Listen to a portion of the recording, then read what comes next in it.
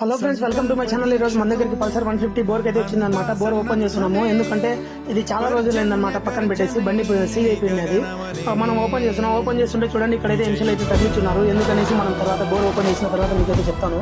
చూడండి, బోర్ అయితే ఓపెన్ చేస్తున్నాను. బోర్ ఓపెన్ చేసిన తర్వాత ఇక్కడైతే కనుక చూడండి, బోర్ అయితే పనికిరాదు. నేనైతే కొత్త చేశాను. ఇక్కడ చూడండి, ఈ రాపట్ అనేది ఉంది కదా, అది ఎలా వచ్చిందంటే కనుక టైమింగ్ చైన్ టెన్షనర్ అనేది పోయిందనమాట. టైమింగ్ చైన్ టెన్షనర్ పోయినాక టైమింగ్ చైన్ రాసుకొని వచ్చేసి ఇక్కడ హోల్ పడి అంటే వాళ్ళు ఎంసీని తగ్గించారు. ఇప్పుడైతే అక్కడ హోల్ పడింది కాబట్టి ఇంజన్ కేసు అయితే ఖచ్చితంగా మార్చుకోవాలి.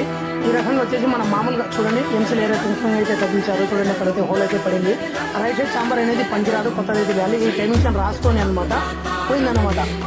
ఇది చూడండి, ఈ టెన్షన్ అనేది పోయినప్పుడు మనం టెన్షన్ మార్చుకుంటే కనుక సరిపోతుంది.